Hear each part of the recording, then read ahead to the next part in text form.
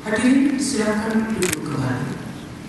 Hadirin yang kami muliakan, selanjutnya kita ikut bersama laporan Direktur Jenderal Penyelenggaraan Haji dan Umroh. Untuk itu kepada Bapak Profesor Dr.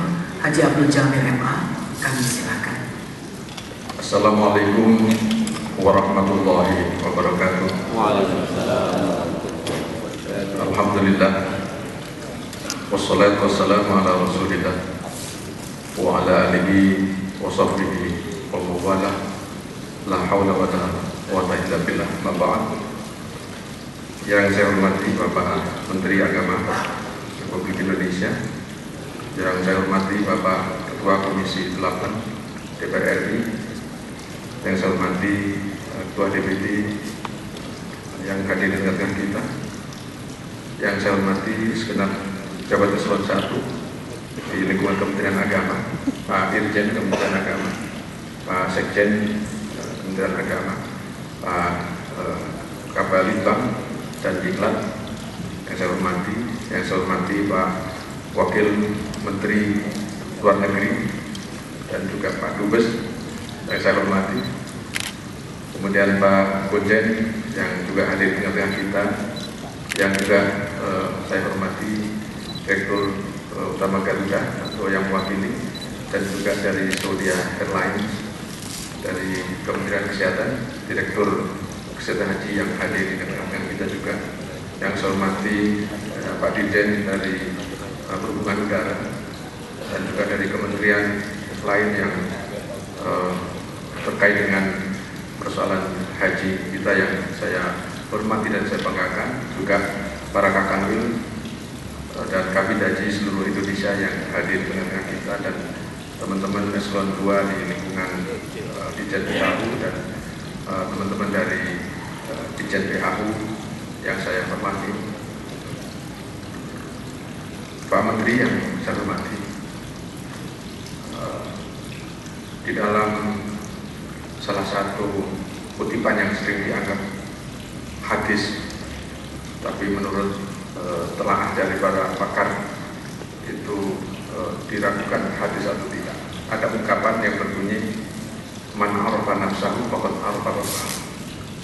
Cukup populer, tetapi untuk dikatakan sebagai hadis yang sabit itu masih banyak perdebatan.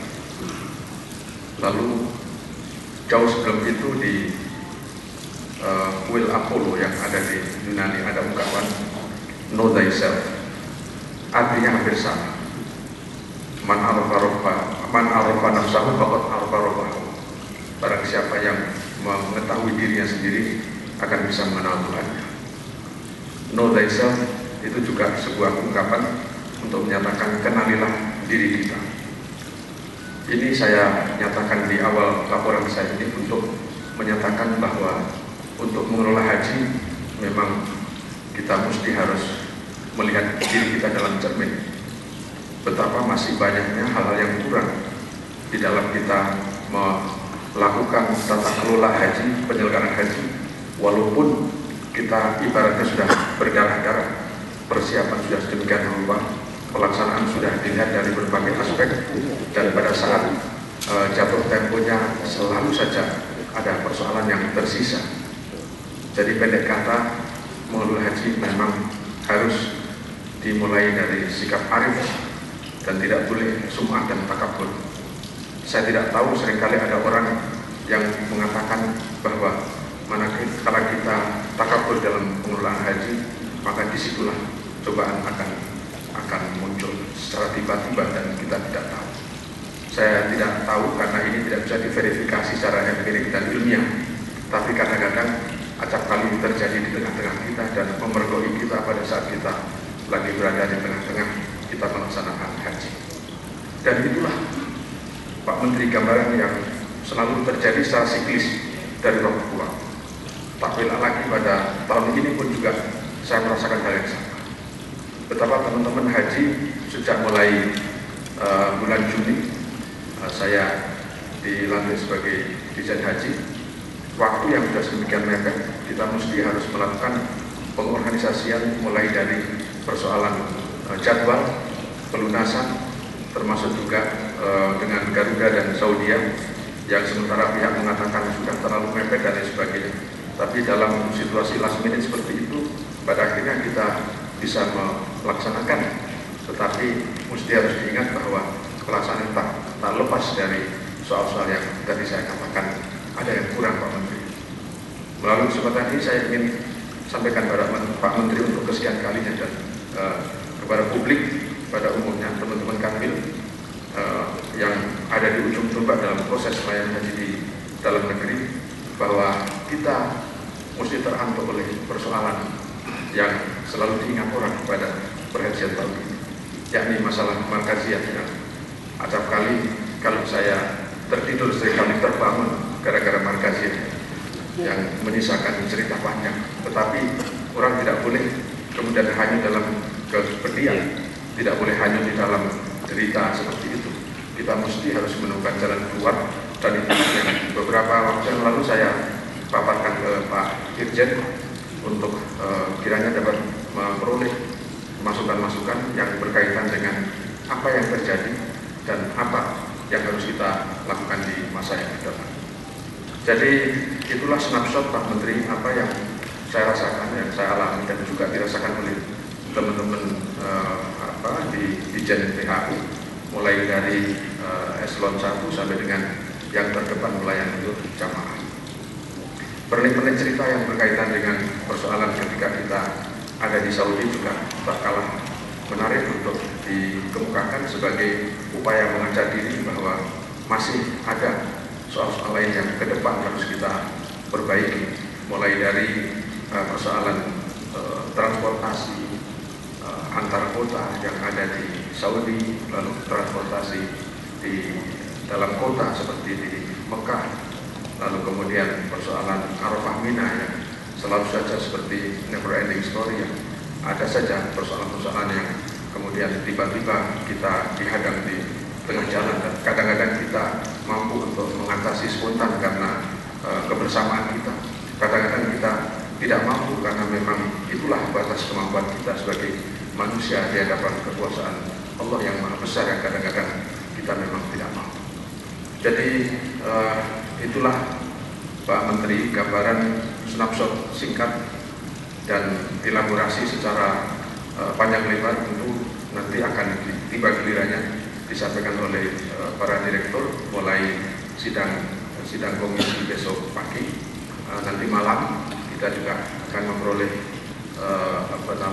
paparan juga dari pihak-pihak yang merupakan pemangku kepentingan dalam soal perhajian kita yang sangat berguna. Jadi kesempatan ini saya pergunakan untuk menyampaikan laporan pada Pak Menteri bahwa ini diikuti oleh Kakanwil seluruh Indonesia dan juga Kabin Haji yang ada di ujung tombak dalam proses pelayanan haji, mulai dari pendaftaran sampai dengan pemberangkatan lewat embarkasi dan embarkasi antara. Kemudian juga diikuti oleh para pemangku kepentingan dari kementerian dan lembaga lain yang terkait dengan kita. Ada dari Kementerian Perhubungan, ada dari Kementerian Kesehatan yang berkenaan dengan soal kesehatan jamaah yang juga masih menyisakan banyak persoalan, tapi saya melihat Direktur Kesehatannya masih pulang dengan tersenyum, jadi kita masih happy saja Pak. Masalah selalu ada Pak, tidak usah khawatir dan tidak usah sedih, kita bersama pasti bisa. Jadi kemudian juga dari Kementerian Perhubungan, khususnya yang berkaitan dengan mata rantai penting dari perhajian ini, yakni angkutan udara. Tidak ada pesawat, tidak akan sampai jamaah haji kita ke sana Pak. Tapi itu pun juga masih ada masalah yang menyisakan di tengah-tengah kita. On time performance, lalu kemudian pesawat ditabrak gulung dan lain sebagainya. Dan ini real, bukan cerita Pak Direktur ya. Jadi insiden yang segera diatasi, walaupun itu termasuk insiden yang langka terjadi di tengah-tengah kita. Ada pesawat yang begitu kokoh, gara-gara ditabrak gulung itu kokpit bisa kacanya pecah, berantakan, dan itu harus tertunda pemberangkatan jamaah. Jadi kalau dalam bahasa fikih itu adalah udzur syar'i yang mesti Iya, kata Pak Sekjen ini karena burungnya burung ababil. Jadi mesti harus bisa kita terima semua pihak. Termasuk juga persoalan-persoalan lain yang kaitannya dengan on-time performance, ketika pemulangan, ketika ada pesawat yang mau tidak mau harus mendarat di di Sri Lanka, mendaratnya di Sri Lanka. Orang sering mengatakan orang mendaratnya di Colombo. Ya, kalau mendarat di Colombo bukan di Sri Lanka. Karena alasan teknis yang semuanya itu makul bisa diterima. Terhadap hal-hal yang mesti harus kita perbaiki, tentu ini menjadi PR bagi kita semua. Dia Garuda, dia Saudia, dan lain sebagainya. Terlalu sempit rasanya pada ruang yang terbatas ini saya menyampaikan hal-hal yang detail kepada Pak Menteri, tapi semuanya itu nanti insya Allah akan saya sampaikan secara tertulis. Untuk itu maka pertama nanti kami mohon kiranya Pak Menteri untuk bisa memberikan pengarahan kepada kita yang berkaitan dengan apa yang dilihat, apa yang dirasakan Pak Menteri. Mengapa demikian? Karena saya merasakan Pak Menteri empatinya luar biasa terhadap perhajian ini. Jadi saya merasa tersemangati setidaknya oleh empati yang real ketika beliau bersama-sama kita ada di Dakar, menginap di Dakar, dan bahkan di tengah-tengah ada insiden pun juga beliau masih ada di sini. Yang saya maksud insiden itu adalah insiden kebakaran kecil. Jadi harus saya declare bahwa ini kebakaran kecil. Jadi kebakaran casing AC yang meleleh karena ada arus pendek. Tidak seperti yang diberitakan di media. Ada kebakaran di Dakar, Mekah, lalu kemudian ilustrasi gambarnya itu ada api yang menjilat-jilat sampai luar biasa. Saya kaget, loh ini hanya casing AC yang meleleh dan kemudian menjadikan dia mengeluarkan asap tebal memenuhi ruangan, dan disitulah kita panik. Semua orang saya harap panik ketika ada asap. Nah, kemudian turun semuanya selamat. Dalam waktu kurang dari 2 jam sudah selesai. Lalu pemadam kebakaran keluar dari dari ruang Dakar. Lalu komentarnya maaf muskilah.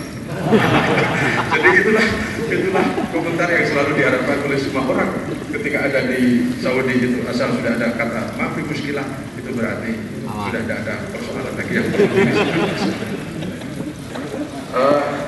Dan Pak Menteri ada di tengah-tengah kita sehingga kita merasa tersemangati oleh situasi kebersamaan seperti itu. Saya rasa ini adalah satu model dari kepemimpinan di mana kita bisa memperoleh spirit dan semangat manakala kita bersama-sama dengan pimpinan kita ada di tengah-tengah peristiwa itu.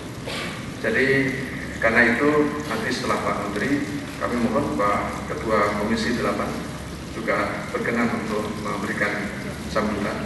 Amat penting Pak apa yang akan Bapak sampaikan bagi kami sebagai Dirjen PHU. Mudah-mudahan bisa memberikan spirit bagi kami untuk ke depan, karena tantangan ke depan yang berkaitan dengan apa yang harus kita lakukan untuk menyesuaikan dengan situasi baru yang terjadi di Saudi, dengan penerapan jihad, dengan kebijakan Baladiyah, dengan kebijakan dari pemerintah wilayah Mekah dan seterusnya. Ini mau tidak mau kita harus men-switch cara pikir kita untuk supaya kita haji ke depan lebih baik lagi. Dan saya berdoa Pak Ketua senantiasa memperoleh kekuatan dari Allah, memperoleh perlindungan dari Allah, dan kesehatan selalu diberikan dalam melaksanakan tugas mulia ini. Kemudian juga dorongan dari Ibu Ketua DPD juga senantiasa sebagai mitra kami di DPR, di DPD, di Komite 3. Mudah-mudahan haji senantiasa sukses. Kepada semua pihak saya ucapkan terima kasih. Setelah paparan Pak Menteri, nanti Pak Dirjen, terima kasih atas kesediaannya Pak, nanti akan menyampaikan paparan tentang perspektif inspektorat mengenai pelaksanaan haji untuk perbaikan ke depan. Dan setelah maghrib nanti akan ada paparan dari KPHI. Jadi sudah lengkap dari aspek Irjen, ada dari aspek KPHI juga ada. Lalu kemudian setelah itu kami akan menyampaikan overview di Dirjen Dimas, Dirjen Haji. Mohon maaf Pak, ini slip of tongue ya. Untung tidak ada Pak Mahasin. Jadi dari kami sebagai Dirjen Haji menyampaikan overview mengenai haji. Pagi besok adalah paparan dari masing-masing direktur dan juga dari pihak Dirjen Udara dan juga Dirjen Imigrasi. Ya, terima kasih atas kehadirannya juga untuk menyampaikan hal yang terkait dengan angkutan udara dan juga proses pemeriksaan yang itu juga mata rantai penting dalam proses perhajian kita. Kemudian sorenya kita lakukan concluding remarks dan malamnya akan kita tutup. Demikianlah Pak Menteri dan juga saya ingin menyapa dan selamat datang kepada Pak Bambang dari BPK. Tadi belum saya sebutkan, terima kasih atas kehadirannya. Juga dari teman-teman lain dari BKP, dari instansi lain yang tidak saya sebutkan satu persatu. Terima kasih atas kehadirannya.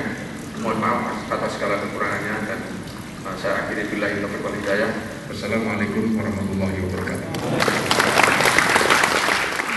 Ketua Komisi 8 DPR RI, untuk itu kepada Bapak Dr. Saleh Patronan Daula MA, kami mohon berkenan menyampaikan sambutan. Assalamualaikum warahmatullahi wabarakatuh. Alhamdulillahilladzi khalaqal mauta wal hayata liyabluwakum ayyukum ahsanu amala. Asyhadu an la ilaha illallah wa asyhadu anna Muhammadan abduhu wa rasuluhu alladzi la nabiyya ba'dah. Amma ba'du. Yang saya hormati Bapak Menteri Agama Republik Indonesia,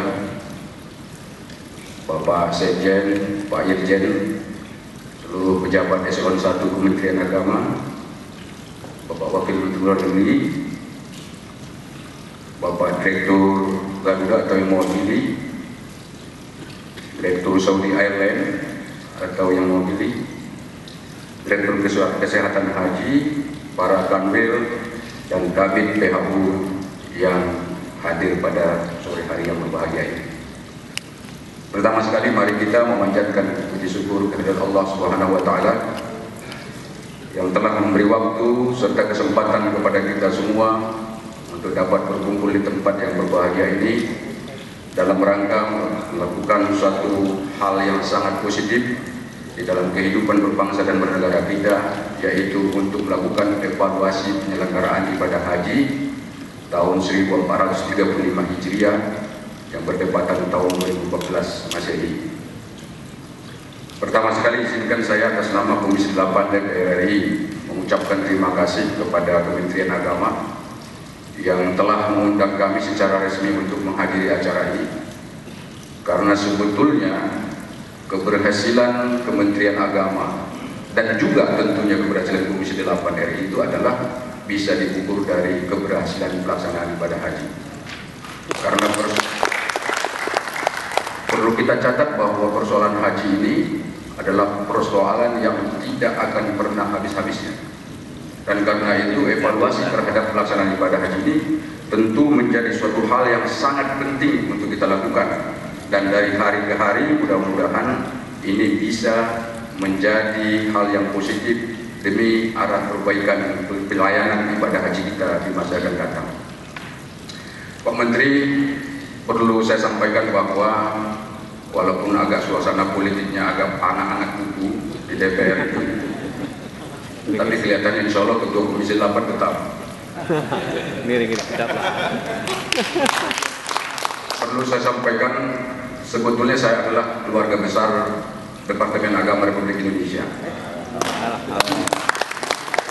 Kenapa saya katakan demikian? Karena memang 1 tahun yang lalu saya masih resmi adalah dosen pegawai negeri di Universitas Islam Negeri Syarif Hidayatullah Jakarta. Dan saya tadi bercerita ketika saya hendak mengundurkan diri dari pegawai negeri karena harus mencalonkan diri jadi anggota legislatif, saya itu menghadap Pak Sekjen. Pada waktu itu beliau atasan saya itu. Menghadap Pak Sekjen, kebetulan saya kenal baik dengan Pak Nur Sabini, Pak Menteri. Saya kira orangnya gigih dan dia menasihati saya dengan tulus. Nasihatnya kalau nggak salah waktu itu dia mengatakan, untuk apa sih jadi anggota DPR?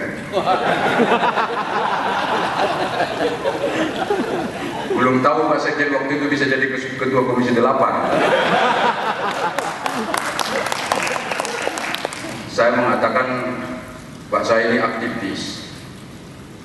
Saya itu kalau nggak ada yang ngurus orang, ngurus umat itu rasanya itu bisa pening. Kalau orang kan kalau terlalu banyak kegiatan malah pusing. Kalau saya kalau nggak ada kegiatan di rumah 1 minggu nggak mengerjakan apa-apa, saya pening. Itu ciri-ciri daripada aktivis yang tulen. Maka saya katakan, Pak Sekjen, saya sebetulnya ingin berbuat lebih banyak. Saya kira di kampus ini kalaupun nanti saya jadi anggota DPR, toh saya masih bisa tetap mengajar di swasta.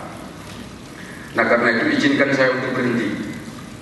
Habis itu Pak Sekjen ngasih arahan-arahan yang lain, tapi belum tanda tangani. Cerita lagi, saya akhirnya kan waktu berlalu saya katakan, Pak Sekjen ini mau tanda tangan atau tidak?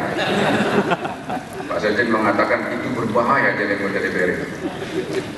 Karena di sana itu banyak sekali masalah yang kalau misalnya kamu nanti salah-salah langkah, malah kita malu sebagai Kementerian Agama Republik. Anda kan dibina di Departemen Agama ini. Lalu bicara lagi ke sana kemari, belum tanda tangan. Terakhir Pak Sekjen tanya saya, Anda serius sudah diberhenti jadi pegawai negeri? Saya katakan, Pak Sekjen, kalau saya ditanya terus seperti ini, nanti bolak-balik malah saya ragu ini berhenti jadi pegawai negeri. Pak Sekjen mengatakan, andai kata Anda bertahan 5 tahun lagi kan jadi profesor. Alhamdulillah sekolah saya kemana-mana dan saya sangat serius. Makanya kalau gelarnya itu Dr. Haji Sadar Pertahanan Daulay, SS, MAG, MA, itu banyak sekali. Dan sayang sekali kita ini kehilangan di Departemen Agama. Saya katakan, Pak Sekjen, kalau sekali lagi bertanya ini bisa ragu. Sekarang saya tanya Pak Sekjen, mau tanda tangan atau tidak? Itu enaknya kalau kenal dengan Pak Sekjen. Kalau yang lain kan dari bawah itu prosesnya surat menyurat itu. Terakhir Pak Sekjen, Bismillahirrahmanirrahim, berhenti pegawai negeri. Akhirnya berhenti dan alhamdulillah memang ditakdirkan oleh Allah Subhanahu Wa Taala untuk menjadi anggota DPR RI. Sama dengan Pak Menteri kita yang sudah sangat senior urusan-urusan seperti ini. Makanya kalau Pak Menteri lihat kita biasa-biasa saja. Nah ini insya Allah ya masih lebih senior kita, lebih aman lah, gampang diurus begitu. Pak Menteri dan hadirin yang berbahagia, saya sebetulnya walaupun tadinya itu aktivis di jalanan, itu memang persoalan haji ini lumayan luar biasa menjadi perhatian saya.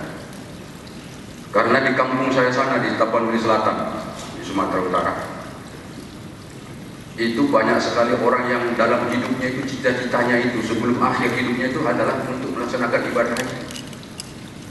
Bayangkan banyak orang yang menabung puluhan tahun hingga akhirnya dia bisa untuk melaksanakan ibadah haji.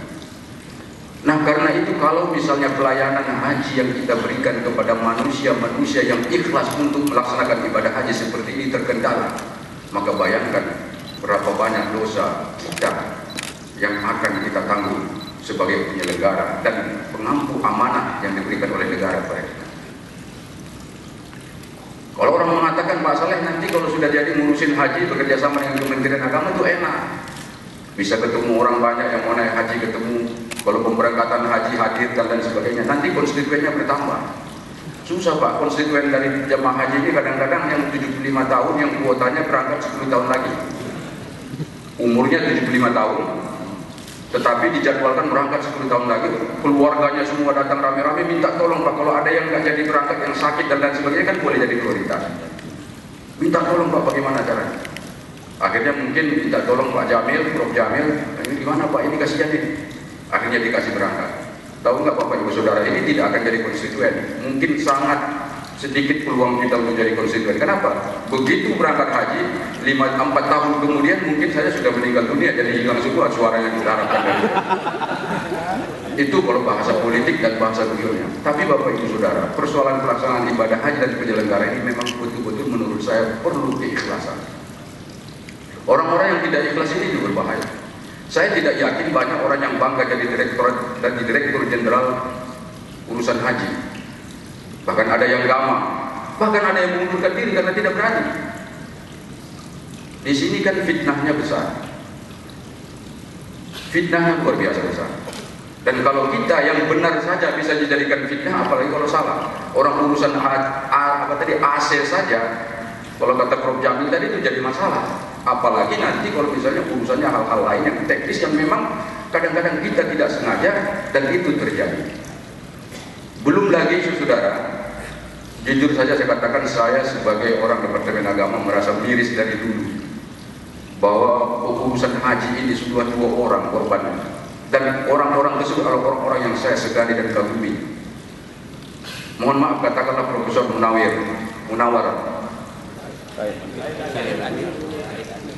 ya Said Agil Munawar. Beliau itu adalah guru saya dan saya tahu persis kualitas amal ilmunya itu luar biasa. Dan orang itu adalah hafiz. Hafiz itu artinya menjaga. Hafiz itu artinya bisa memelihara diri dari perbuatan dosa besar dan bisa memelihara diri dari perbuatan dosa kecil. Itu menyebabkan syarat untuk hafiz Al-Quran. Dan jangan-jangan kesalahan itu sebetulnya bukan kesalahan yang dilakukan secara sengaja dan sadar oleh yang bersangkutan, tetapi jangan-jangan aturan yang ada, regulasi yang ada, itulah yang menyebabkan yang bersangkutan mungkin dijadikan sebagai tersangka. Menteri Agama kita yang lalu itu hormat luar biasa karena beliau adalah aktivis dan saya tahu persis bagaimana kiprahnya dengan segala kekurangannya. Nggak ada manusia yang sempurna. Tetapi coba bayangkan sudah ada 2 korban Menteri Agama ini, tapi kalau Pak Lukman insya Allah akan selamat dan saya doakan. Karena kalau beliau nggak selamat, saya juga nggak selamat itu. Nah karena itu ini perlu keberanian, perlu memang manajerial yang bagus untuk pelaksanaan ibadah haji kita. Kalau tidak, ini ke depan ini semakin banyak tantangan. Coba kebebasan berbicara di Indonesia ini luar biasa. Media sangat terbuka, apa saja kita omongkan bisa. Coba lihat nanti soal kenaikan BBM. Semua nanti apa yang dilakukan oleh pemerintah itu pasti salah. Karena luar biasa kebebasan, apalagi urusan haji. Sedangkan BBM saja rame-rame dikritik, apalagi persoalan urusan haji. Nah karena itu saya lihat memang Prof. Jamil ini memang punya nyali yang luar biasa tinggi dan punya keberanian yang bagus, dan insya Allah disesuaikan dengan tingkat manajerial yang bagus sehingga secara perlahan pelaksanaan ibadah haji kita ini akan semakin sempurna. Kita harapkan seperti itu. Pak Menteri, perlu saya laporkan bahwa Komisi 8 DPR RI sudah mengadakan rapat dengar pendapat umum dengan masyarakat. Topiknya adalah evaluasi penyelenggaraan ibadah haji. Kenapa kami berpikir untuk melakukan itu? Karena sebagian dari anggota Komisi 8 itu ada yang baru jadi anggota DPR, termasuk saya juga. Ada juga yang memang dipindahkan dari komisi lain ke Komisi 8. Nah karena itu mungkin referensi mereka, rujukan mereka terhadap penyelenggaraan haji kita itu luar biasa, banyak sekali. Nah kami sudah mengumpulkan banyak informasi dari masyarakat. Dan tentu saja sebagai orang Kementerian Agama saya tahu persis apa yang ada di benak Bapak, perasaan Bapak seperti apa dalam menyelenggarakan haji ini, perasaan Pak Menteri seperti apa. Dan karena itu sinergi dari awal ini harus betul-betul kita tingkatkan dengan baik. Tentu saja Komisi 8 DPR RI akan bersedia untuk memberikan payung hukum bila mana ada payung hukum yang kita nilai belum lengkap. Dan persoalan payung hukum ini saya sarankan Pak Menteri, Pak Dirjen, saya sarankan nanti kalau bisa ada semacam lembaga kajian khusus berkenaan dengan hal-hal regulasi yang terkait dengan penyelenggaraan ibadah haji. Seperti yang saya sampaikan tadi, kadang-kadang regulasi itu yang menyebabkan kita salah. Kalau ada sesuatu yang memang harus sesuaikan regulasinya dan Komisi 8 diinginkan untuk berubah regulasi tersebut, maka insya Allah Komisi 8 pasti akan bersedia untuk melakukan itu. Dan ini penting juga, dari setiap tahun ada kajian-kajian seperti itu, karena ini persoalan yang akan abadi dilaksanakan itu. Selama walillahi 'alan nasi hajjul baiti man istata'a ilaihi sabila itu termaktub di dalam Al-Quran, maka penyelenggaraan haji tidak akan pernah stop. Mau perang, mau apa saja pun orang akan pergi naik haji. Nah karena itu perlu kita lakukan perbaikan-perbaikan ke arah itu. Apalagi misalnya sekarang kita sudah memiliki Undang-Undang Nomor 13 Tahun 2008 tentang penyelenggaraan ibadah haji ini. Di sana mungkin nanti akan kita pelajari hal-hal yang mungkin perlu dilengkapi, yang perlu kita perbaiki. Untuk apa? Agar kedepannya ini memang pelayanannya akan semakin baik di masa akan datang. Dan juga perlu kami sampaikan Undang-Undang 34 tahun 2014 yang lalu tentang pengelolaan keuangan haji. Saya kira ini perlu juga nanti kita duduk bersama lagi dengan Komisi 8 DPR RI, dengan Direktur Jenderal Pelaksanaan Pembinaan Haji dan Pelaksanaan Haji. Untuk apa? Untuk melihat sisi-sisi yang mungkin masih kurang di dalam undang-undang tersebut, karena saya tahu undang-undang itu seakan-akan agak terburu-buru untuk mensahkannya karena di akhir periode pada anggota DPR yang lalu itu. Dan tentu pasti ada kekurangan di sana sini. Tetapi saya yakin undang-undang yang dibentuk tersebut itu juga akan sangat positif bagi Kementerian Agama. Karena dengan demikian, fitnah-fitnah dan hal-hal lain yang berkenaan dengan masalah keuangan itu mungkin sedikitnya bisa terjawab. Atau sedikitnya bisa dikanalisasi. Jadi kalau misalnya orang bertanya dengan Pak Profesor Jamil, mana uang pelaksanaan haji? Jadi tinggal jawab saya, tanya itu Badan Pengelola Keuangan Haji. Kan sederhana. Dan kalau ada penyelewengan dalam penggunaan dana haji, berarti kan yang kena bukan langsung dirjennya atau menterinya, tetapi bisa langsung diminta pertanggungjawaban di Badan Pengelolaan Keuangan Haji. Nah, karena itu ini menjadi saya kira payung hukum yang perlu kita perbaiki dan kita perbaiki, sehingga dengan demikian tidak ada lagi korban-korban lain yang sebetulnya tidak mesti menjadi korban, tetapi karena ada beberapa hal-hal teknis yang berkaitan dengan regulasi, akhirnya mereka-mereka tersebut menjadi korban. Nah, karena itu dalam konteks muhasabah ini, kan evaluasi muhasabah itu sebetulnya secara jujur itu hanya ada dua menurut saya. Yang pertama muhasabah nafsiyah, muhasabah diri kita sendiri secara personal dalam kaitannya tanggung jawab kita kepada Allah Subhanahu wa taala. Dan itu yang tahu hanya kita sendiri. Bagaimana kita keikhlasan kita kalau menjalankan haji ini, itu hanya kita dan Allah Subhanahu wa taala yang tahu. Tetapi yang paling penting sebetulnya di luar itu yang bisa dilihat orang adalah muhasabah jamiyah, bagaimana introspeksi kita secara komunal sebagai penyelenggara haji dan sebagai bagian dari warga negara Republik Indonesia. Nah, ini yang mungkin kita ada aturan, tata aturan di dalam undang-undang kita yang mesti harus kita akui, kita taati dan kita ikuti. Nah, karena itu memang muhasabah jamiyah ini kan semuanya sudah ada di sini, dari Kanwil, kemudian beberapa aktivis yang memang atau pegawai yang memang pekerjaannya adalah mengenai urusan haji. Ini nanti coba, kalau dalam muhasabah itu yang paling penting adalah kejujuran. Kejujuran dalam hal apa? Kejujuran di dalam melihat apa-apa saja yang telah kita capai pada periode yang lalu. Karena dengan demikian kita bisa melakukan prediksi langkah-langkah yang penting kita lakukan di masa depan. Karena muhasabah itu kan bagian dari refleksi, berkaca diri. Lalu untuk apa? Untuk prediksi, menentukan langkah-langkah ke depan. Nah, kalau misalnya ada hal-hal yang kita tidak jujur untuk mengakui ada kekurangan-kekurangan itu, maka tidak akan ada perbaikan di masa yang akan datang. Karena tujuan daripada muhasabah yang kita lakukan ini, untuk apa kita bertemu di sini menghabiskan anggaran yang luar biasa besar, mungkin karena ada bagian dari pegawai-pegawai kita yang datang dari daerah ke sini, kalau memang tidak ada perbaikan yang akan kita lakukan ke depan. Nah, karena itu konteks kejujuran ini, saya pernah diwawancarai oleh Radio Republik Indonesia terkait dengan penyelenggaraan ibadah haji baru-baru ini. Mereka mengatakan bagaimana Pak Saleh ini soal penyelenggaraan ibadah haji kita. Saya katakan secara resmi Kementerian Agama belum memberikan laporan evaluasi penyelenggaraan haji kepada Komisi 8. Walaupun di dalam undang-undang itu kan setelah 3 bulan setelah selesainya penyelenggaraan ibadah haji itu harus dilaporkan kepada Presiden dan juga kepada DPR. Dan mungkin ini dalam bagian itu menyusun kerangka laporan itu nanti disampaikan. Dan dia mengatakan Pak Saleh itu kan setiap tahun Kementerian Agama selalu mengklaim bahwa penyelenggaraan haji kita sukses. Dan katanya ini luar biasa, lebih baik dari tahun yang lalu. Saya kira klaim seperti ini sebetulnya wajar dan normatif. Karena tidak mungkin kita 200, sekarang kalau tidak salah 230 juta atau 213 juta jamaah haji kita. 200 berapa? 210. 210 juta itu kan luar biasa banyaknya, dan itu manusia, bukan uang, manusia. Dan dikatakan ini sukses. Lalu apa tolak ukurnya? Ya tentu yang mengetahui itu adalah Kementerian Agama. Nah, kritik daripada masyarakat adalah bahwa penyelenggaranya itu adalah Kementerian Agama, pola pelaksananya juga Kementerian Agama, kemudian yang mengevaluasi, evaluatornya juga Menteri Agama, regulator, operator, dan evaluatornya itu adalah Kementerian Agama. Karena itu wajar, di kesimpulan dalam logika, wajar apabila memang disebut itu berhasil. Usul saya, Pak Menteri konkret dan Pak Dirjen, usul saya ke depan, kita buat semacam lembaga murah-murah lagi, murah meriah, lembaga survei murah meriah untuk mengukur keberhasilan pelaksanaan haji ini. Dengan demikian kita bisa melakukan evaluasi yang objektif. Caranya, kita buat kuesioner yang bagus-bagus, pertanyaan-pertanyaan yang kita butuhkan untuk kita ketahui dari jamaah kita. Begitu mereka duduk di pesawat mau pulang ke tanah air, kita bagikan saja itu kuesioner kepada mereka, nanti kita kumpulkan. Tentu kan kita yang akan memeriksa. Dengan demikian ada jawaban objektif dari jamaah kita. Kalau ditanya, bukankah ini juga evaluatornya Menteri Agama atau Kementerian Agama? Jawabannya tidak. Kenapa? Karena kita langsung mengetahui jawaban-jawaban tersebut secara tulus ikhlas dari para jamaah kita. Tentu saja kalau jamaah-jamaah haji kita di Pak, ya, ketika kita melaksanakan ibadah haji itu, kadang-kadang mereka itu tidak mau secara terbuka mengatakan keluhan-keluhannya. Walaupun kita tanya, walaupun dia sudah susah, katakan dia jalan 4 km ke Masjidil Haram misalnya. Ketika kita tanya bagaimana ini Pak, apakah Bapak mau berkeluh kesah? Dia tidak mau.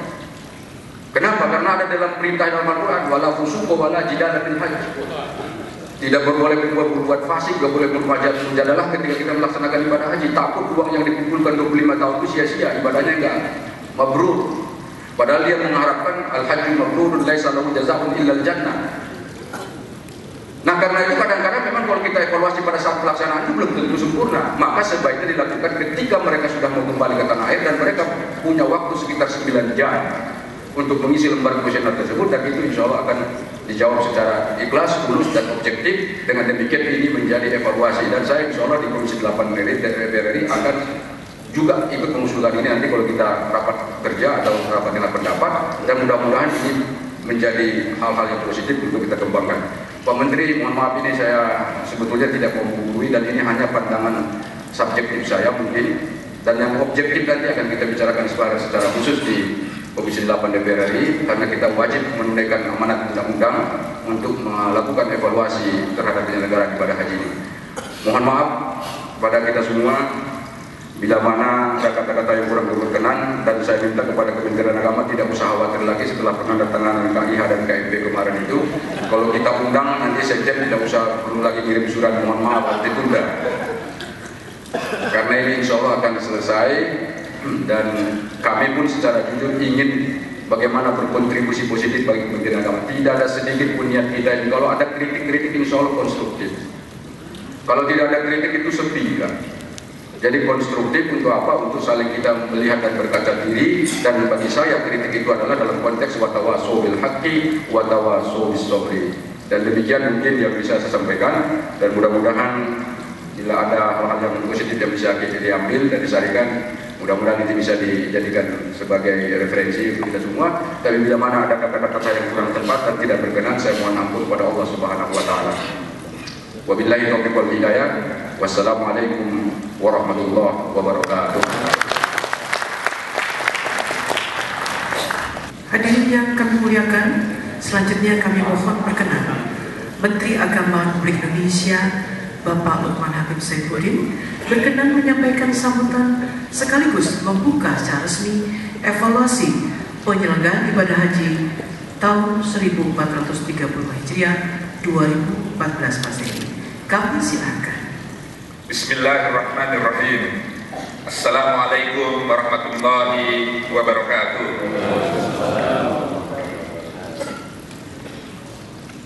Yang saya hormati Bapak Saleh Daulay, Ketua Komisi 8 Dewan Perwakilan Rakyat Republik Indonesia. Yang saya hormati Ibu Fahira Idris, Pimpinan Komite 3 Dewan Perwakilan Daerah Republik Indonesia. Yang saya hormati Bapak Abdurrahman Muhammad Fahir. Ini jabatannya banyak sekali beliau ini. Di sini hadir selaku koordinator PPIH, Panitia Penyelenggara Ibadah Haji Saudi Arabia, tapi beliau sesungguhnya adalah Duta Besar kita di Saudi Arabia dan Wakil Menlu Republik Indonesia.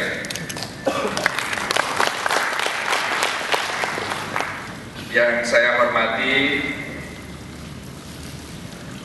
para pejabat eselon 1 Kementerian Agama Republik Indonesia, para Dirjen, Pak Sekjen, Pak Irjen. Yang saya hormati seluruh kepala kantor wilayah Kementerian Agama Republik Indonesia se-Indonesia, para pejabat eselon 2 pada Direktorat Jenderal Penyelenggaraan Haji dan Umroh, Juga hadir di sini Bapak Konjen kita, Bapak Dharma Kirti, yang juga banyak membantu penyelenggaraan ibadah haji kita yang lalu. Yang saya hormati bapak-bapak dari Garuda, ini Bapak Novianto, Direktur Operasional Garuda Indonesia, Bapak Gembok dari Saudi Airlines, yang saya hormati Bapak dari BPK dari hadir ya. Alhamdulillah bisa hadir. Juga dari di sini tercatat adalah dari perhubungan juga hadir. Hadirin sekalian yang berbahagia, tentu pertama saya merasa bersyukur bahwa kegiatan ini bisa kita selenggarakan. Ini adalah sangat penting evaluasi, dan sebelum kita bicara banyak tentang evaluasi ini, memang perlu kita samakan persepsi kita terlebih dahulu. Untuk apa kita melakukan evaluasi dan untuk tujuan apa kita berevaluasi. Saya bersyukur dan senang sekali tadi Pak Saleh Daulay telah banyak memberikan fondasi dasar tentang evaluasi ini, muhasabah tadi istilahnya, dan itu telah menyegarkan ingatan kita bersama terkait dengan tujuan ini. Banyak orang dan selalu dikatakan bahwa mengapa permasalahan haji itu selalu muncul, padahal haji itu sejak puluhan tahun yang lalu kita lakukan setiap tahun. Sepertinya pemerintah tidak pernah belajar dari kesalahan yang sudah bertahun-tahun, selama puluhan tahun itu terjadi dan terus terjadi. Itu selalu pertanyaan besarnya seperti itu. Ada apa sebenarnya dan mengapa itu selalu terjadi? Nah, saya ingin mengajak kita semua untuk bisa melihatnya secara lebih komprehensif, lebih menyeluruh, karena bagaimanapun juga persoalannya tidak sederhana. Ini persoalan yang kompleks karena terkait dengan tiga hal utama. Terkait dengan penyelenggaraan haji yang diikuti oleh ratusan ribu orang jamaah haji kita, dengan heterogenitas, dengan kemajemukan dari hampir semua aspek atau sektor. Tidak hanya pengalaman, tidak hanya tradisi, tidak hanya tata nilai yang dianut oleh masing-masing jamaah kita, tapi juga pengalaman dia, pengetahuannya, pemahamannya dan lain sebagainya. Itu memang spektrumnya sangat beragam sekali antara yang satu dengan yang lain. Nah, tiga hal itu pertama adalah terkait dengan acuan nilai apa yang dimiliki oleh semua mereka yang terlibat dalam penyelenggaraan ibadah haji. Tata nilai seperti apa? Tidak hanya para petugasnya, tidak hanya para penyelenggaranya, tapi juga jamaahnya yang sangat besar itu.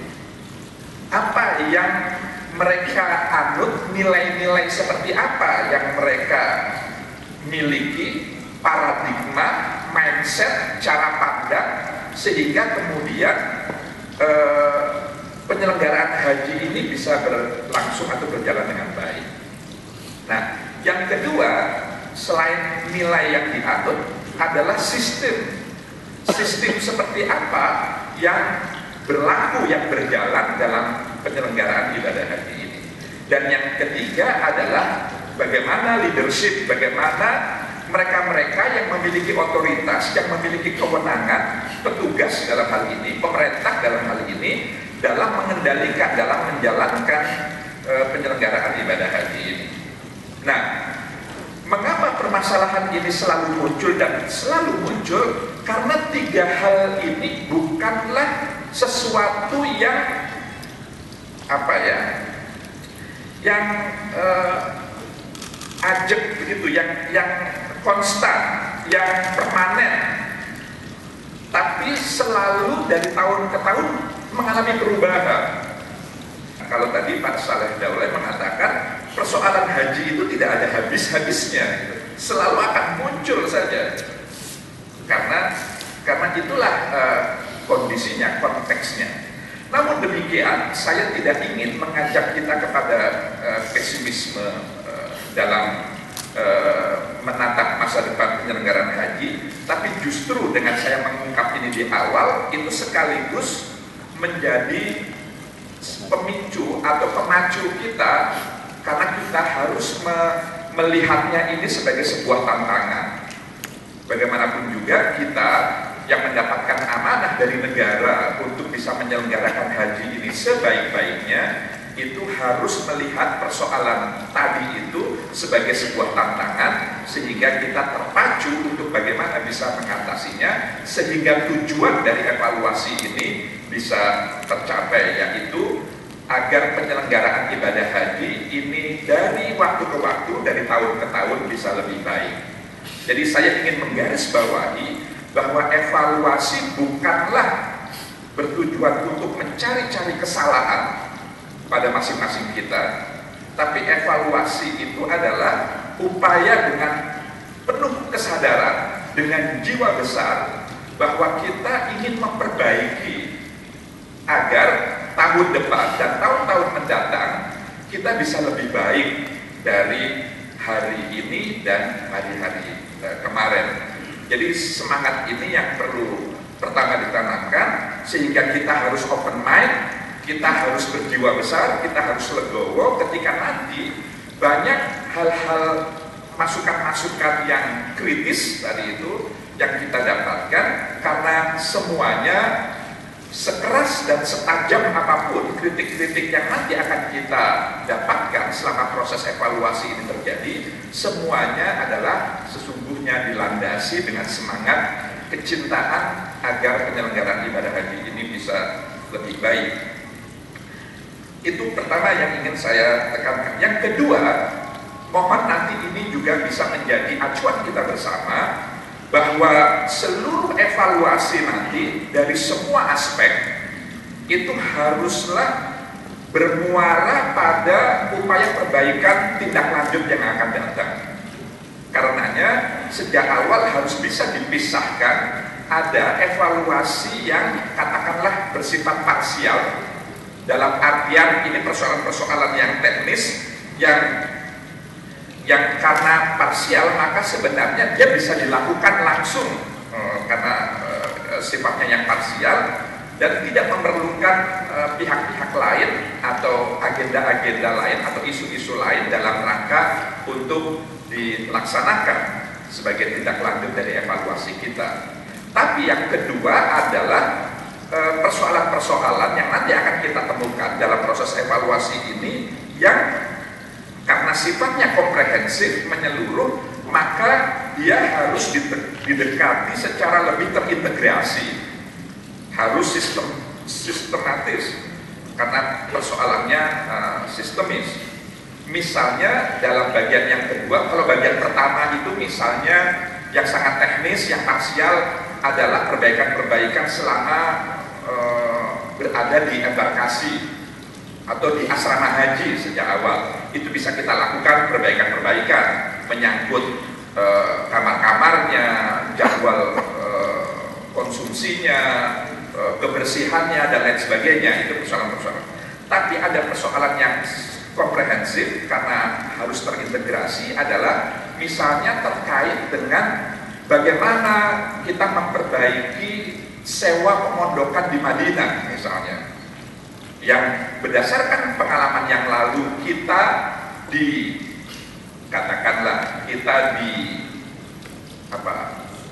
dikelabui atau kita merasa tidak diperlakukan dengan baik oleh sejumlah majmu'ah yang ada di Madinah, sehingga kemudian membawa korban kerugian pada sebagian jamaah haji kita. Maka ke depan sistem sewa di Madinah harus dilakukan secara lebih baik, harus berdasarkan blocking time, waktu yang jelas. Nah, ini membawa implikasi pada bagaimana penetapan BPIH ini, yang tentu pemerintah tidak bisa jalan sendiri, karena penetapan biaya penyelenggaraan ibadah haji itu harus dilakukan bersama-sama dan atas sepersetujuan DPR RI, juga setelah mendapatkan masukan pertimbangan dari Dewan Perwakilan Daerah. Dan karenanya pembahasannya pun juga harus kita lakukan lebih dini sehingga kemudian cukup waktu untuk bagaimana kita bisa mendalami persoalan-persoalan tersebut. Jadi ini yang saya maksudkan harus didekati secara komprehensif karena terkait dengan hal-hal yang lain. Misalnya tentang pemondokan itu juga terkait dengan bagaimana on-time performance dari Garuda kita atau Saudia kita. Karena kedatangan jamaah di Madinah itu juga mempengaruhi agar sewa pemondokan di Madinah itu betul-betul bisa berlangsung secara efektif dan efisien. Tidak, karena keterlambatan penerbangan itu pun juga akan membawa implikasi pada tidak efektifnya atau tidak efisiennya sewa pemondokan kita di Madinah. Jadi ini yang saya maksudkan dengan harus melihatnya secara komprehensif dan terintegrasi. Bapak, Ibu, saudara-saudara sekalian yang saya hormati, melalui evaluasi ini saya ingin mengajak kita semua untuk kita mencanangkan, kita bertekad, kita melakukan reformasi terhadap 3 hal untuk haji yang akan datang. Jadi berdasarkan pengalaman kita haji di tahun ini, tahun 2014, maka untuk 2015 dan ke depan setidak-tidaknya ada 3 hal yang harus kita reform, yang harus kita perbaiki, yang harus kita sempurnakan. Pertama, saya ingin dan kita semua berharap, karena ini merupakan tuntutan yang sudah lama, adalah terkait dengan pendaftaran haji. Jadi apalagi kita sudah punya undang-undang tentang pengelolaan keuangan haji, dan ini adalah masa-masa transisi sesungguhnya dari yang akan kita lakukan, dari yang telah dan sedang dan akan kita lakukan di 2015 dengan perintah undang-undang pengelolaan keuangan haji yang diberikan tenggang waktu 1 tahun untuk menyiapkan badan pengelola keuangan hajinya itu. Karena nanti setoran pendaftaran itu tidak lagi ke rekening menteri, tapi ke rekening badan pengelola keuangan haji. Setoran itu tidak lagi merupakan titipan, tidak lagi merupakan milik Kementerian Agama, milik pemerintah, tapi hakikatnya adalah titipan dari jamaah. Jadi itu hakikatnya adalah tabungan, sehingga katakanlah hasil efisien dari katakanlah jasa bank dari uang setoran yang dimiliki oleh jamaah itu tidak lagi sepenuhnya bisa digunakan oleh negara, oleh pemerintah, karena itu hakikatnya adalah milik dari calon jamaah haji itu sendiri. Itu perintah undang-undang. Jadi terjadi perubahan yang mendasar terkait dengan pendaftaran, dan saya ingin Siskohat kita, sistem komputerisasi terpadu haji kita juga harus bisa lebih baik, harus mewujudkan transparansi di situ. Ke depan tidak boleh lagi informasi tentang Siskohat itu hanya diketahui oleh mereka-mereka yang menangani Siskohat itu saja, karena ini potensial untuk munculnya penyalahgunaan atau setidak-tidaknya menimbulkan dugaan-dugaan yang tidak baik.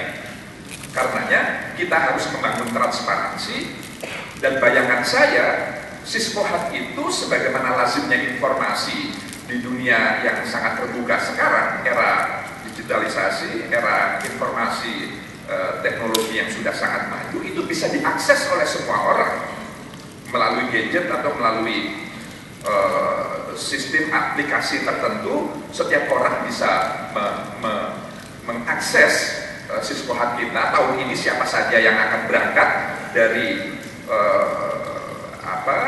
provinsi mana, siapa, namanya siapa, dan kalau ada yang meninggal lalu yang ganti siapa, itu semua orang bisa mengakses itu.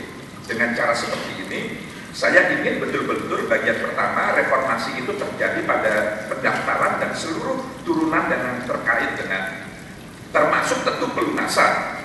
Bagian yang harus kita apresiasi pada tahun ini adalah bahwa kita bersyukur ternyata dari 168.800 jamaah yang merupakan kota kita tahun ini. Jadi Pak Saleh Daulay, kota kita tidak 100% tapi dipotong 20% karena adanya perluasan Masjidil Haram. Jadi hanya 168.800 orang, itu hanya menyisakan 9 seat saja yang tidak digunakan. 7 itu adalah seatnya jamaah dan yang 2 adalah seatnya petugas. Ini menurut saya prestasi yang baik karena selama ini pengalaman kita banyak sekali di tengah-tengah kita kekurangan kota, tapi pada prakteknya banyak seat-seat yang tidak bisa didaya gunakan secara efektif. Bahkan yang menggunakan itu bisa siapa saja. Mulai tahun ini kita sudah berlakukan bahwa yang boleh menggunakan kota haji hanyalah calon jamaah haji itu sendiri dan tentu petugas. Di luar itu tidak bisa menggunakan kota. Dan saya senang ini tahadus binikmah saja. Saya bersyukur punya dirjen seperti Pak Jamil. Saya buka sekarang aja Pak Jamil. Ini sekali lagi tahadus binikmah. Saya ya sebenarnya sih nggak kalau ngetes terlalu terlalu kasar. Saya hanya ingin tahu saja respon dirjen saya seperti apa. Ketika saya kemudian oleh Presiden ditunjuk menjadi Amirul Hajj, gitu, lalu kemudian saya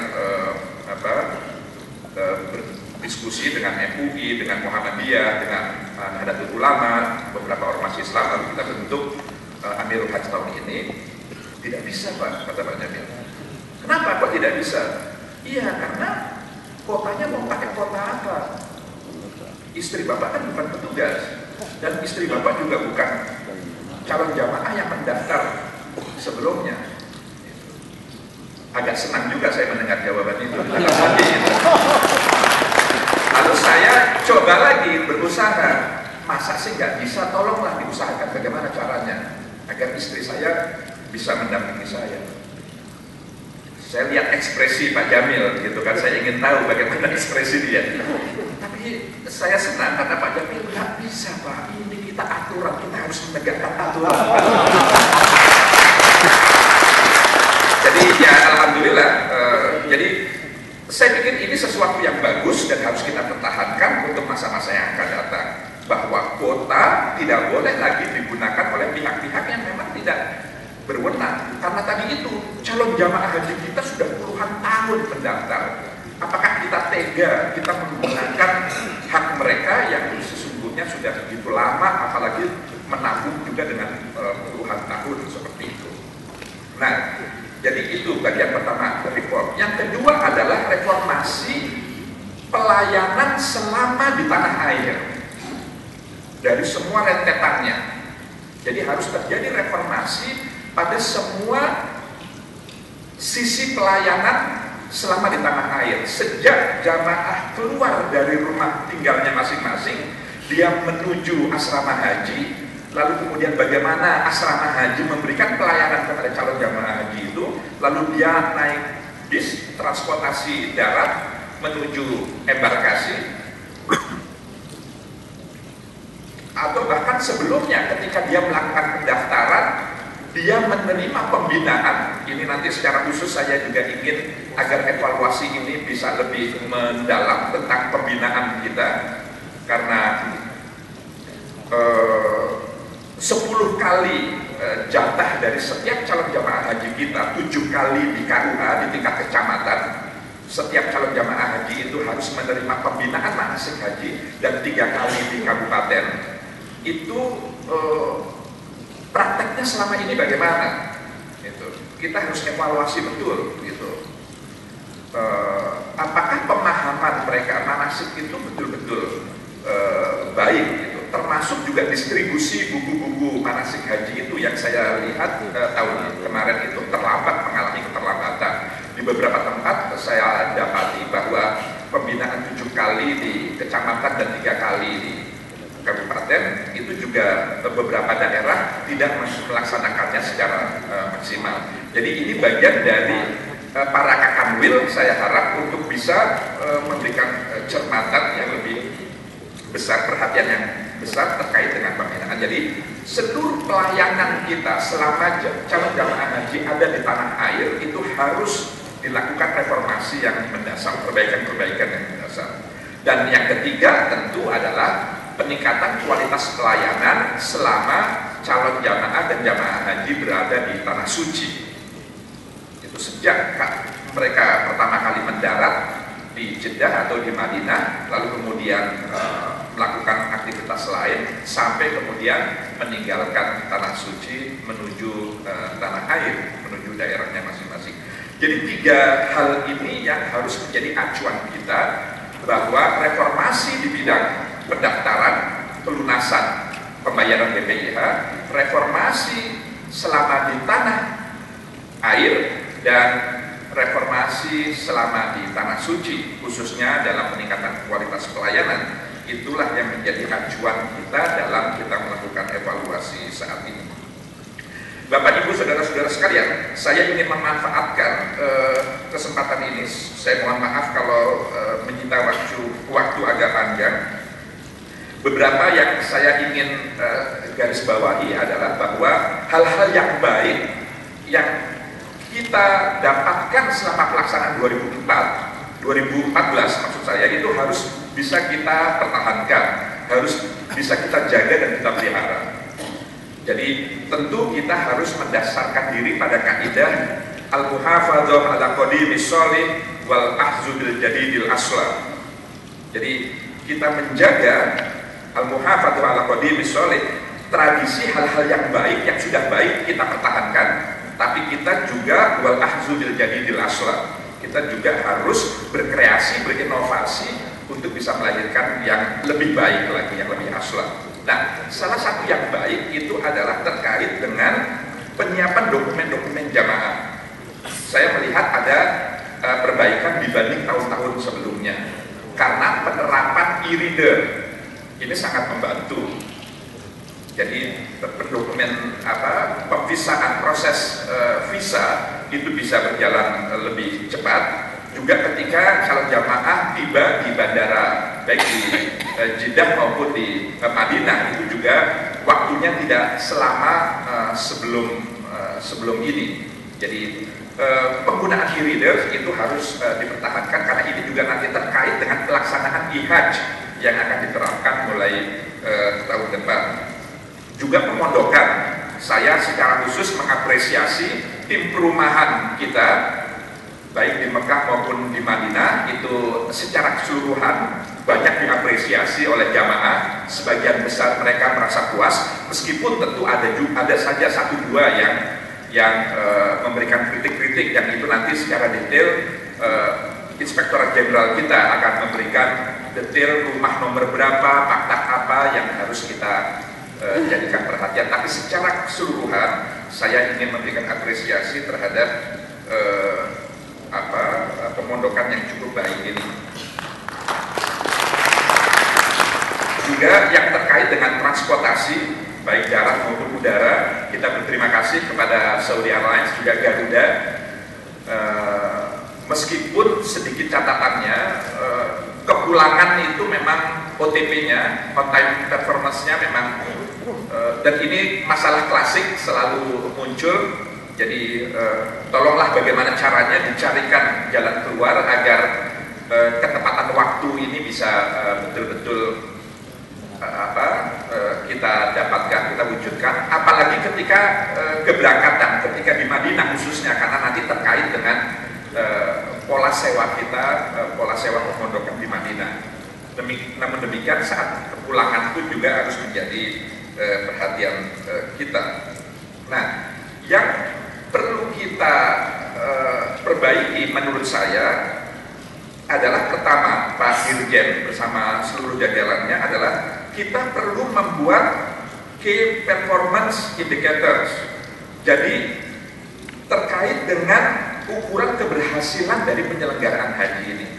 Ini sekaligus menjawab kritik yang tadi disampaikan oleh Pak Saleh Daulay yang selalu menjadi pertanyaan publik. Jadi kalau mau mengukur haji itu berhasil atau gagal itu apa ukurannya? Gitu.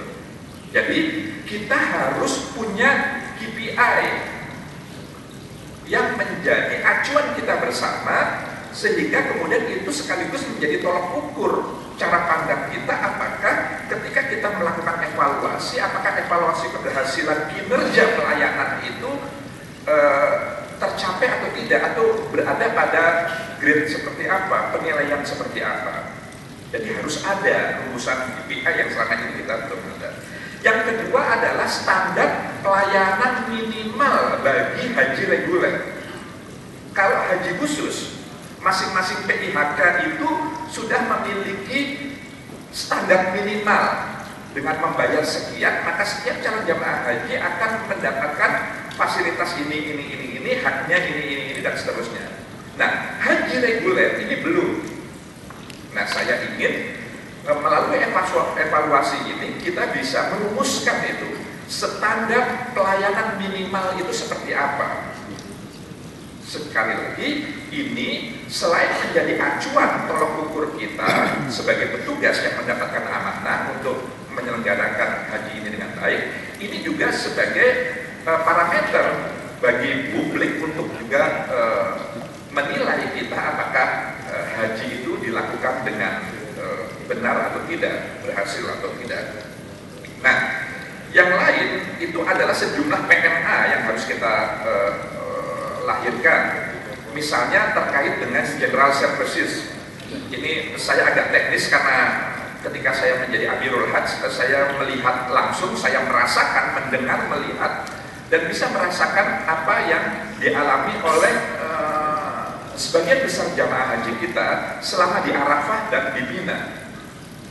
Jadi General Services selama di Armina terkait dengan fasilitas tenda, karpetnya, termasuk juga penyediaan air minum yang sangat terbatas, juga penyejuk udara khususnya di Arafah, dan lain sebagainya, termasuk juga toilet-toilet yang ada di sana, itu harus bisa dibuatkan PMA khusus sehingga kita bisa melakukan kebijakan-kebijakan yang tidak melanggar regulasi aturan. Dan disinilah pentingnya DPR, DPD untuk juga bisa bersama-sama melihat persoalan ini, sehingga karena dananya sebenarnya ada, kita punya anggaran untuk meningkatkan kualitas itu, tapi ini tidak bisa kita lakukan karena terbentur dengan regulasi. Jadi ini bagian yang penting sehingga peningkatan kualitas pelayanan jamaah di tanah suci itu bisa berjalan dengan baik. Nah, yang lain yang juga perlu dikaji dalam evaluasi ini sehingga mendapatkan solusi yang baik adalah terkait dengan pembinaan, khususnya bagi KBIH. Jadi selain pembinaan yang dilakukan oleh masing-masing kanwil dan Kakamenag di tingkat kabupaten kota, seperti yang tadi saya sampaikan, khusus untuk KBIH kita, karena KBIH ini punya peran yang luar biasa dalam ikut mensukseskan penyelenggaraan haji, khususnya dalam hal pembinaan manasik. Ada dua persoalan yang mendasar yang menurut saya di antara kita dan para KBIH ini harus memiliki persepsi yang sama. Pertama terkait dengan ketika di Arafah, di Mina khususnya, ketika harus tinggal di Mina, apakah nafar awal atau nafar sani, itu yang kaitannya dengan perluasan Mina. Nah, ini harus dibangun persepsi pemahaman yang sama tentang perluasan Mina. Kalau perlu, dan memang harus perlu menurut saya, melibatkan MUI untuk bagaimana dari sisi syar'inya ini bisa lebih memantapkan setiap calon jamaah haji kita. Dan yang kedua adalah tarwiyah. Ini persoalan klasik yang tentu kita semua paham, ini persoalan ikhtilafi, tapi setidak-tidaknya kalaulah tidak bisa dibangun cara pandang yang sama, setidak-tidaknya masing-masing kita punya persepsi yang sama tentang konsekuensi apa yang muncul dengan tarwiyah ini. Karena seringkali atau terkadang jamaah haji kita tidak paham tentang konsekuensi ini. Jadi mereka mau menempuh tarwiyah padahal pemerintah tidak memfasilitasi tarwiyah itu, tapi kemudian tetap menuntut hak-haknya, menuntut kendaraannya, penginapannya, makannya, padahal itu semua di luar tanggung jawab kita. Ya, lagi-lagi KBIH sebagai kelompok bimbingan ibadah haji yang memang sangat menjadi panutan para calon jamaah haji kita, juga harus dibentuk pemahamannya yang sama dengan kita. Jadi di sini harus ada pencermatan yang lebih serius. Juga yang saya lihat adalah petugas-petugas kita, khususnya petugas TPIHI dengan TPHD. Jadi sistem rekrutmennya ini kaitannya juga dengan pembinaan haji. Jadi TPIHI, TPHD yang khusus sebagai pembimbing haji, manasik haji. Saya berharap rekrutmennya harus lebih terbuka, harus lebih objektif. Jadi yang terpilih menjadi petugas memang orang-orang yang menguasai bidangnya, jangan hanya sekedar atas penunjukan-penunjukan tertentu sehingga kemudian mengalahkan kualitas dari yang kita harapkan. Jadi saya pikir itu beberapa hal yang ingin saya sampaikan dalam evaluasi. Dua terakhir yang ingin saya sampaikan di sini adalah bahwa perubahan reformasi kualitas pelayanan haji di Tanah Suci itu termasuk juga pemberian konsumsi selama di Mekah. Nah ini tolong nanti dicermati betul, apakah 2 kali sehari, apakah 3 kali sehari. Dan ini terkait dengan living cost, apakah diambilkan dari living cost, apakah kemudian dicari dari dana optimalisasi. Tentu masukan dari DPD, pandangan-pandangan dari DPR itu harus kita dengar betul manfaat madorotnya terkait dengan ini. Tapi akan halnya bahwa seluruh jamaah haji kita harus juga mendapatkan konsumsi yang jelas selama tinggal di Mekah, itu sudah menjadi keharusan pihak pemerintah Saudi Arabia dengan penerapan IHAJ itu. Jadi ini sesuatu yang niscaya, tinggal persoalannya apakah diambilkan dari dana optimalisasi, apakah diambilkan dari living cost, itu yang nanti, dan tentu pengorganisasiannya di sana. Dan yang kedua, ini persoalan yang cukup klasik juga, tapi harus kita pecahkan, yaitu bagaimana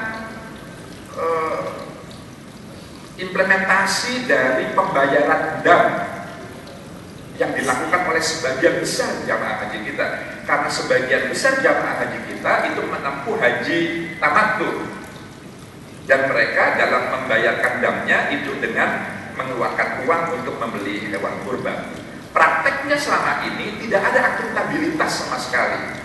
Tidak ada yang bisa mengontrol apakah dana-dana yang ditasarufkan oleh setiap calon jamaah haji kita itu betul-betul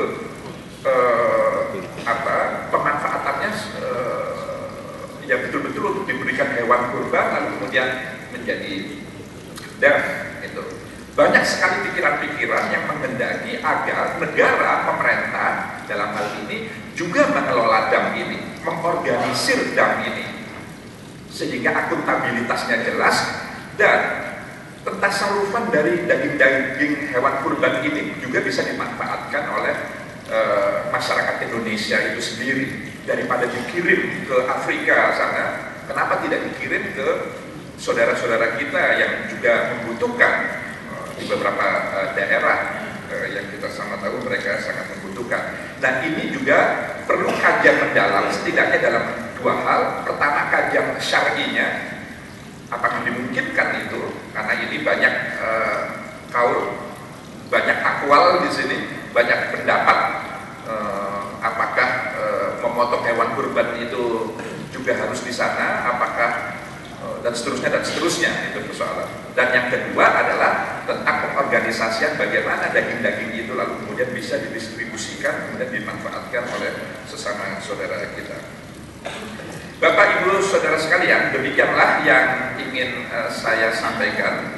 Dan terakhir, satu lagi saya lupa, kita sudah punya undang-undang tentang pengelolaan keuangan haji.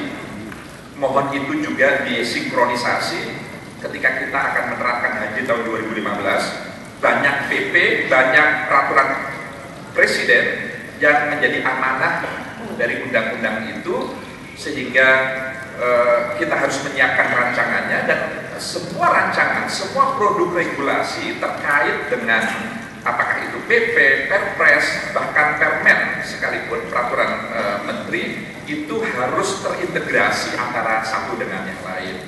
Kita sudah harus akhiri peraturan-peraturan yang justru saling bertolak belakang atau bertabrakan, sehingga itu akan menyulitkan kita sendiri sebagai yang wajib untuk melaksanakan.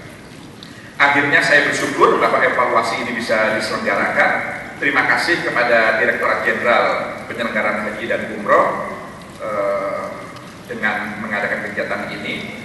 Sekali lagi saya ingin mengajak kita semua bahwa evaluasi ini mohon tolong jadikan sebagai parameter, sebagai tolok ukur bahwa kita sudah memiliki 5 nilai dasar yang menjadi budaya kerja kita. Jadi Pak Saleh Daula, Ibu Fahira, kami di Kementerian Agama, Pak Fahir, kami baru saja di Kementerian Agama merumuskan 5 nilai sebagai acuan dalam membangun budaya kerja. Peningkatan kualitas penyelenggaraan haji di tahun 2015 insya Allah akan jauh lebih baik dari tahun-tahun sebelumnya. Demikian, terima kasih.